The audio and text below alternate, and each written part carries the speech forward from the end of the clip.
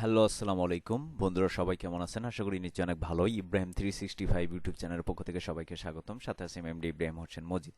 তো বন্ধুরা, আজকের বিষয়ে আমি আপনাদের সামনে যেটা নিয়ে কথা বলবো, যে বিষয়টা আপনাদেরকে দেখাবো, সেটা হচ্ছে যে আমরা অনেকেই ফ্রিল্যান্সিং করি, আউটসোর্সিং কাজ করে থাকি। তো সেক্ষেত্রে আমাদের মেন যেসব সাইটে আমরা কাজ করে থাকি, যেসব কোম্পানিতে আমরা কাজ করে থাকি, সেগুলো হচ্ছে ফাইবার, আপওয়ার্ক। তো আজকে ফাইবারের একটা আপনাদেরকে টেকনিক দেখাবো, যে কিভাবে আমরা যখন নতুন কোনো ফ্রিল্যান্সার যখন ফাইবারে হচ্ছে কোনো গিগ আপলোড করে, তখন হচ্ছে কিন্তু প্রায় 24 ঘন্টার মধ্যে প্রায় অনেকগুলো সময় কিন্তু অ্যাক্টিভ থাকতে হয়। তো এটা আমরা আসলে পিসিতে বা ফোনে আমরা কিন্তু অ্যাক্টিভ থাকতে পারি না। তো সেক্ষেত্রে কিন্তু আমাদের গিগটা কিন্তু র্যাঙ্ক করে না। তো আজকের ভিডিওতে আমি দেখাবো যে কিভাবে ল্যাপটপ অথবা কম্পিউটারে আপনারা হচ্ছে গিগটা ওপেন করে অথবা আপনার প্রোফাইল ওপেন করে আপনারা হচ্ছে অটোমেটিকলি 5 মিনিট পর পর আপনার হচ্ছে ব্রাউজারে সেটাকে রিফ্রেশ করবে। আপনার কোনো কিছু করা লাগবে না। তো সেটা আজকে আপনাদেরকে প্র্যাকটিক্যালি দেখাবো বন্ধুরা। তো তার আগে বলে নিচ্ছি, যারা এখন আমার চ্যানেলটি সাবস্ক্রাইব করেনি তারা দয়া করে লাল বাটনে ক্লিক করে একটা সাবস্ক্রাইব করে দিবেন। তারপর ডান কোণে যে বেল আইকনটা, সেখানে জাস্ট একটা ক্লিক করে রাখবেন।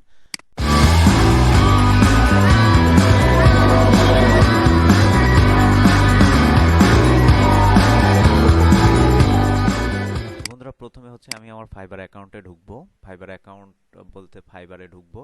ঢোকার পরে আমার সামনে এমন একটা ইন্টারফেস চলে আসবে। এখন এখান থেকে হচ্ছে আমি আমার ফাইবার অ্যাকাউন্টটা লগ ইন করে নিব। আপনারা আপনাদের ফাইবার অ্যাকাউন্টটা যে কোনো একটা ব্রাউজারে, আপনারা হচ্ছে ক্রোম অথবা হচ্ছে ফায়ারফক্স অথবা হচ্ছে আপনার যে কোনো একটা ব্রাউজারে আপনারা হচ্ছে লগ ইন করে নেবেন। লগ ইন করে নেওয়ার পরে এখানে আপনারা একটা এক্সটেনশন অ্যাড করবেন আপনাদের ক্রোম ব্রাউজারে অথবা হচ্ছে আপনাদের মাইক্রোসফটে।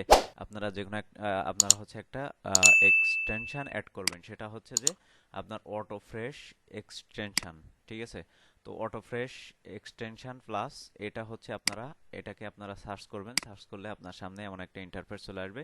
এখান থেকে হচ্ছে আপনারা যেটি করবেন, আপনারা হচ্ছে এক্সটেনশন যেটা, সেটাকে হচ্ছে আপনারা অ্যাড করবেন। তো আমি হচ্ছে এখানে দেখেন অটো রিফ্রেশ এক্সটেনশন মাইক্রোসফট, ওকে।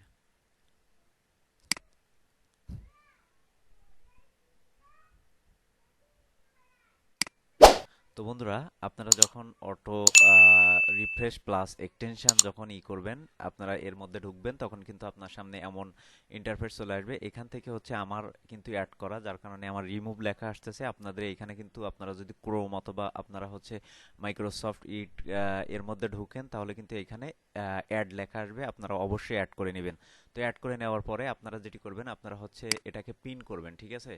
তো এখানে হচ্ছে আপনারা দেখেন, আপনারা হচ্ছে এই যে এখানে পিন করবেন। তো পিন করার পরে এটাকে যদি এই যে অটো রিফ্রেশ প্লাস এটাকে যদি আমি যদি ক্রপ করে দিই, তাহলে কিন্তু এখান থেকে চলে গেছে। এটাকে যদি আমি করে দিই, ওপেন করে দিই, অন করে দিই, তাহলে কিন্তু এখানে চলে আসছে। এখন হচ্ছে এটাতে হচ্ছে আমরা ক্লিক করব। দেখেন, এটাতে ক্লিক করব।